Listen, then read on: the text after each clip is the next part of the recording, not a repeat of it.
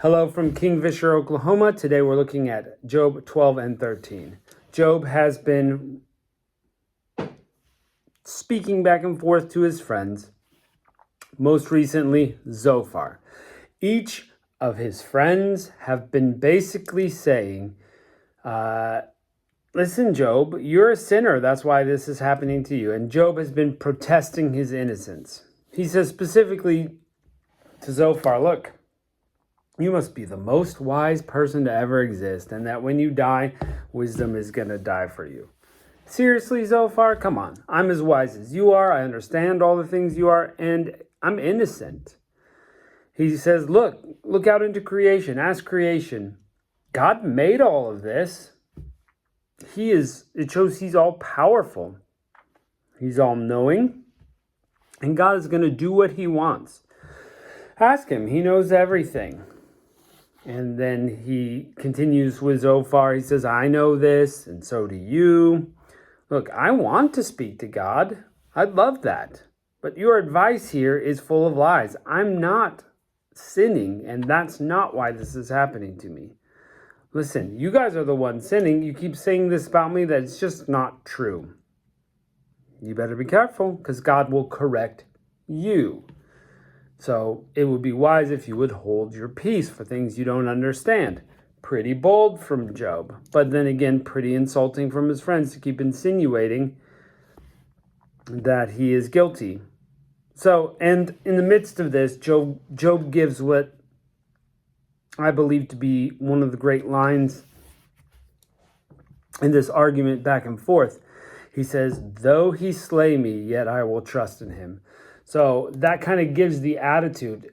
It's okay for Job to share his feelings, to talk to God about his anger, to ask God why he hasn't talked to him. But the attitude below it is this, that, hey, I'll go through whatever God wants me to do, even if it kills me. I trust in God. And that is just that line that makes all this expressing his feelings okay. It was the same for David in the Psalms. He had lots of things that were very edgy. We would read through that and go, I can't pray this way. That's very insulting to God. But what was the difference? David knew, and of course God knew, that David was of the same mind. I'm going to follow you. I'm going to trust in you, though you slay me. I'm just expressing my feelings to you. So that's a big deal. If we can express our feelings with that at the heart, that we're going to trust in God no matter what, even if we die, that's a big deal. Job continues on, says, God, please listen, withdraw your hand from me, withdraw the dread that sits on me. I'm just so heavy with all this. Show me my sin. Don't hide your face from me anymore.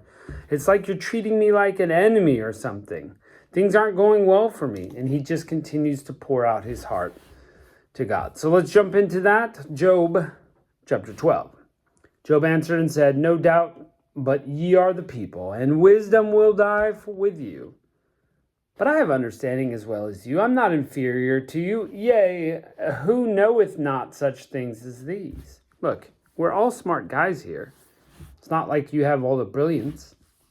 He's talking to Zophar. But I have understanding as well as you. I'm not inferior to ye. Yea, who knoweth not such things as these? I am as one mocked of his neighbor, who calleth upon God, and he entereth him. The just upright man is laughed to scorn. He that is ready to slip with his feet is as a lamp despised in the thought of him that is at ease. So he feels he's getting mocked by his friends and neighbors here. The tabernacles of robbers prosper, and they that provoke God are secure, into whose hands God bringeth abundantly. Look, it seems like everything's going right for the bad guys, and here I am innocent, and it's going terribly for me. But ask now of the beast, and they will teach thee, and the fowls of the air, and they shall tell you.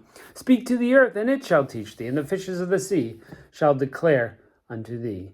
Who knoweth not all of these? At the hand of the Lord hath wrought this. Okay, fish, birds, beasts, and the earth itself. Look, don't you know God made all that? And that shows his power. In whose hands the soul of every living thing and the breath of all mankind. Doth not the ear try words, and the mouth taste meat?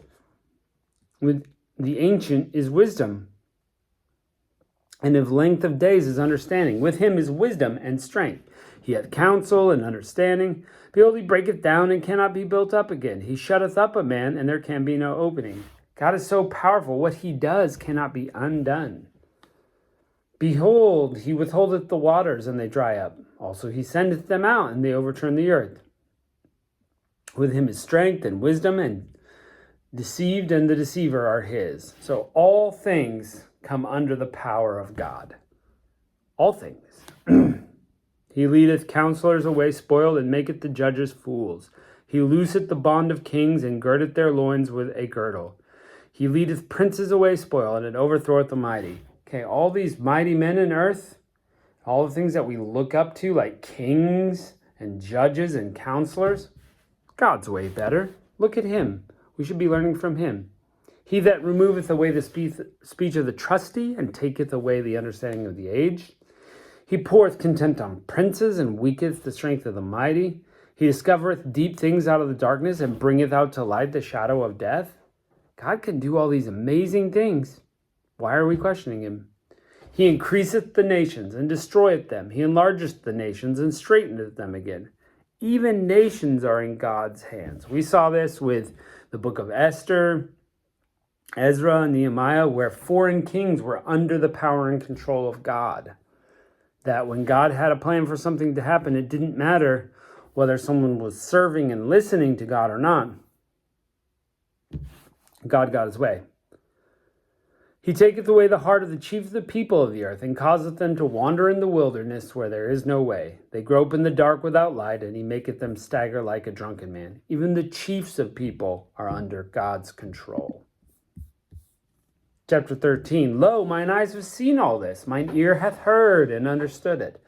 What ye know, the same do I know also. I'm not inferior unto you. Look, friend, you're giving me these philosophical arguments, and I understand. I'm as smart as you are. It's not like you're telling me something new. Surely I would speak to the Almighty and desire to reason with God. Look, of course I want God to talk to me, and of course I want him to let me know how things go. But ye are forgers of lies. Ye are all physicians of no value. Oh, that you would gather altogether, hold your peace, and it should be your wisdom.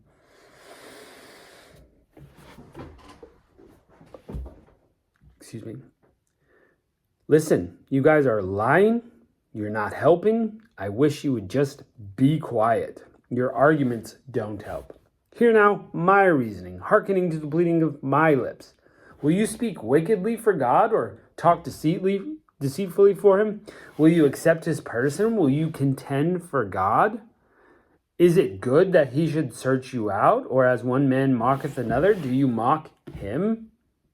He will surely reprove you if you do secretly accept persons. Look, are you going to contend with God? No. No, you're not going to do it. God will win. He will reprove you. Shall not his excellency make you afraid, and his dread fall upon you? Your remembrance are like ashes, your bodies of clay. Hold your peace. Let me alone, that I may speak, and let come on me what will. Wherefore do I take my flesh in my teeth, and put my life in my hand? Though he slay me, yet I will trust in him. But I will maintain mine own ways before him. Look, I'm going to do what I know is right, and I'm going to live for God. He's all powerful, not you guys. He knows everything, not you. He also will be my salvation, for an hypocrite shall not come before him. Hear diligently my speech and my declaration on your ears. Behold, I have ordered my cause, and I know that I shall be justified. I've been living right. What's the deal? I'm going to be just fine. Who is he that will plead with me? For now, if I hold my tongue, I shall give up the ghost. Only do not two things to me, then I will not hide myself from thee. So he's saying, I've ordered my cause, I've been living right.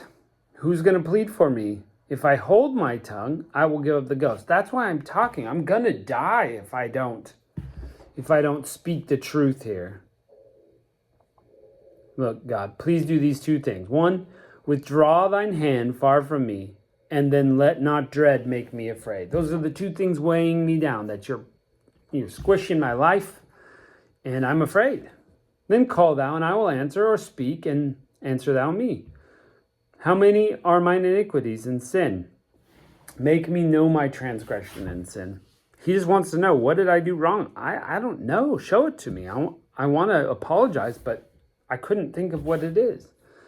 Wherefore hidest thou thy face, and holdest me for thine enemy? Wilt thou break a leaf driven to and fro, and wilt thou pursue the dry stubble? For thou writest bitter things against me, and makest me to possess the iniquities of my youth. Things are not going well for me, Job.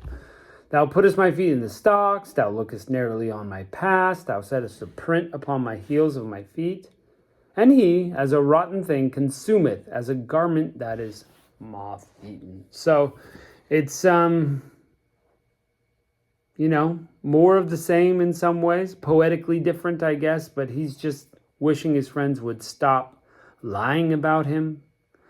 He's wishing his friends would stop giving him false hope, false advice that he knows. Job knows he needs to talk to God. We're going to see how this goes. We're just getting into it, and each friend is going to talk again. So we're going to get there, and Job is still very much protesting his innocence. So we're going to see how that goes in relation to how can we speak to God when a situation like this happens. I hope for your sake you never have it as bad as Job has it. But in any case, even losing one child would be horrible. Or, losing all your money and being destitute. That would be horrible. So hopefully you never go through those things, but hopefully from the Bible we can learn how to handle it. So, thanks for joining us, and we'll catch you later.